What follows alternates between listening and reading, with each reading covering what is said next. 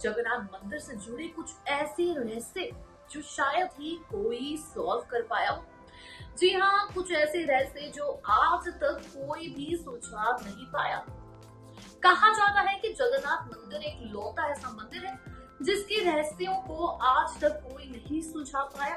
तो एक बार फिर से स्वागत है आपका हमारे चैनल नेक्स्ट 9 न्यूज में और एक बार फिर से मैं आपके साथ सारिका कौर।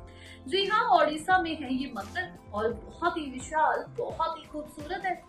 अपनी खूबसूरती के लिए तो जाना जाता है, वहीं अपने पीछे की कहानियों के लिए भी जाना जाता है। कहा जाता है इस मंदिर से जुड़ी कई कहानियां हैं और बिल्कुल सत्य कहानियां, जिन कहानियों को खुद जगन्नाथ मंदिर की दीवारों पर लिखा गया है और आज लोग उन कहानियों को पढ़ते हैं। वहीं ये भी कहा जाता है कि इस मंदिर में कुछ ऐसे रहस्य हैं जिनका जवाब कोई नहीं दे पाता। इस मंदिर का झंडा उल्टी दिशा में उड़ता है, हवा अगर वहां होगी तो झंडा कहीं और। जी हाँ, और इन रहस्यों को सुलझाते हुए कुछ वैज्ञानिकों ने अपने सुझाव दिए हैं। देखिए हमारी ये रिपोर्ट और जानिए जगन्नाथ मंदिर से जुड़े कुछ चौंकाने वाले रहस्य। जगन्नाथ मंदिर का नाम तो आपने सुना ही होगा, इसलिए इसे हिंदुओं के 4 धामों में से एक माना जाता है। वहीं ओडिशा के तटवर्ती शहर पुरी में स्थित ये विश्व प्रसिद्ध मंदिर भगवान विष्णु के अवतार श्री कृष्ण को समर्पित है। यहाँ हर साल लाखों श्रद्धालु पूरी दुनिया से भगवान के दर्शन के लिए आते हैं। 800 साल से उससे भी ज्यादा पुराने इस पवित्र मंदिर से जुड़ी ऐसी कई रहस्यमय और चमत्कारी बातें हैं जो आश्चर्यचकित कर देती है। आइए जानते हैं उन रहस्यमय चमत्कारी बातों के बारे में। जगन्नाथ मंदिर का सबसे बड़ा रहस्य ये है कि इसके शिखर पर स्थित झंडा हमेशा हवा की विपरीत दिशा में लहराता है। वैसे आमतौर पर एक दिन के समय हवा समुद्र से धरती की तरफ चलती है और शाम को धरती से समुद्र की तरफ। लेकिन आपको जानकर हैरानी होगी कि यहाँ ये प्रक्रिया उल्टी है। अब ऐसा क्यों है, ये रहस्य आज तक कोई नहीं जान पाया।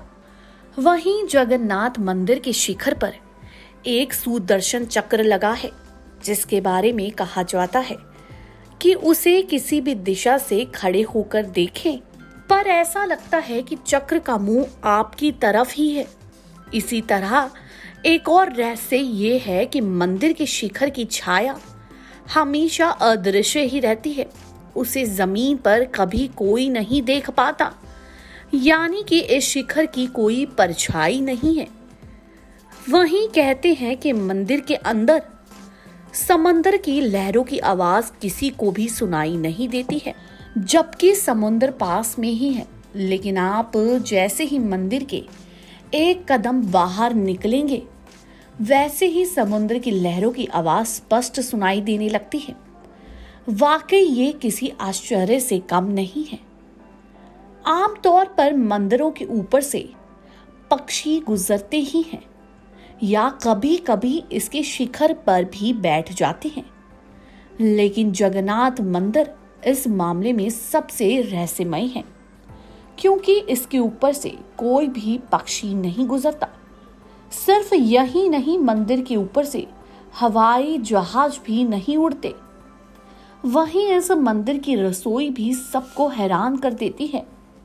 दरअसल यहाँ भक्तों के लिए प्रसाद पकाने के लिए 7 बर्तन एक दूसरे के ऊपर रखे जाते हैं, लेकिन हैरानी की बात यह है कि सबसे ऊपर रखे बर्तन में ही प्रसाद सबसे पहले पकता है। फिर नीचे की तरफ एक के बाद एक बर्तन में रखा प्रसाद पकता है।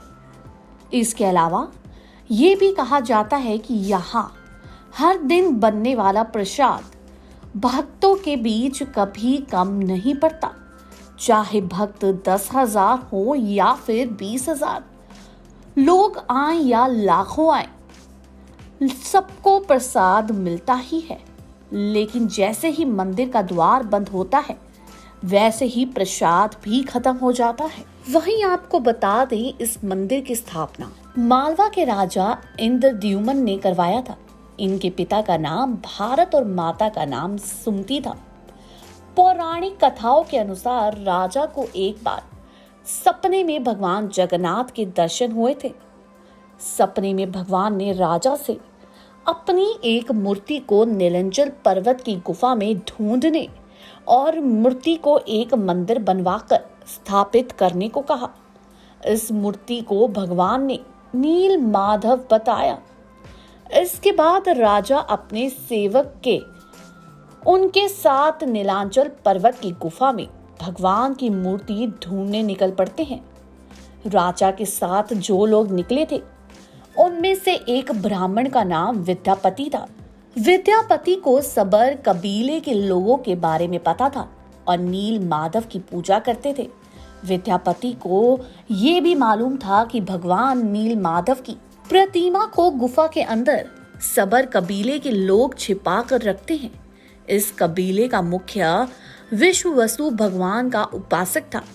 हालांकि भगवान की मूर्ति पाने के लिए मुखिया का आदेश सर्वोपरि था और मुखिया भगवान का उपासक वो किसी भी हाल में भगवान की मूर्ति देने को तैयार ना होता। इस कारण विद्यापति ने चालाकी से मुखिया की बेटी से विवाह कर लिया। अपनी पत्नी के सहारे विद्यापति उस गुफा तक पहुंचने में कामयाब हो गए जहां भगवान नील माधव की मूर्ति रखी थी।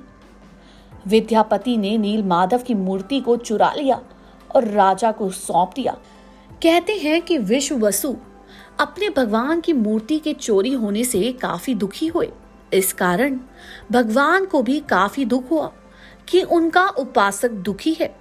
इस कारण नील माधव वापस गुफा में लौट गए और राजा इंद्रद्युम्न से वादा किया कि वो एक दिन उनके पास जरूर लौटेंगे, लेकिन राजा उनके लिए एक मंदिर बनवा दे। इसके बाद राजा ने मंदिर बनवाकर भगवान से विराजमान होने के लिए कहा, लेकिन तभी भगवान ने कहा कि द्वारका से तैरकर पूरी तरह आ रहे बड़े से पेड़ के टुकड़े को लेकर आओ, इससे तुम मेरी मूर्ति बनाओ। राजा और उनके लोग फौरन पेड़ के टुकड़े के तलाश में निकल पड़े। लकड़ी का टुकड़ा उन्हें मिल गया, लेकिन वो उठाकर लाने में असक्षम थे। तभी राजा को कबीले का मुखिया विश्ववसु याद आया। राजा ने विश्ववसु की सहायता ली। विश्ववसु लकड़ी को उठाकर मंदिर तक ले आए और फिर भगवान की मूर्ति बनवाई। जी हाँ, कहा जाता है कि पक्षी कभी भी जगन्नाथ मंदिर के ऊपर से नहीं जाते, यहाँ तक कि एरोप्लेन तक नहीं। आखिर ऐसा क्यों है कोई नहीं जानता, लेकिन ये अपने आप में ही है। वहीं यहाँ तक कहा जाता है कि इस मंदिर की दीवारें इतनी पुरानी है लेकिन बहुत नई लगती है। वहीं यहाँ तक कहा जाता है कि इस मंदिर का प्रसाद मानो कभी खत्म ही नहीं होता। चाहे कितने भक्त आ जाएं, चाहे कितनी भीड़ हो जाए, अगर प्रसाद उतना ही बना है तो हर एक लेकर जाएगा, हर किसी को मिलेगा। कहा जाता है कि मंदिर का प्रसाद तब खत्म हो जाता है जब मंदिर का द्वार बंद करना हो, और ये बहुत ही अद्भुत मंदिर है। यहाँ पर अगर आप अपनी कोई मान्यता, कोई मन्नत लेके जाएं तो पूरी ना हो, ऐसा नहीं हो सकता। तो अगर आप उड़ीसा जाएं तो इस मंदिर में होकर जरूर आए। वीडियो अच्छी लगी हो तो जल्दी से जाके चैनल को करें सब्सक्राइब, वीडियो को करें लाइक और बेल आइकन दबाना ना भूलें। धन्यवाद।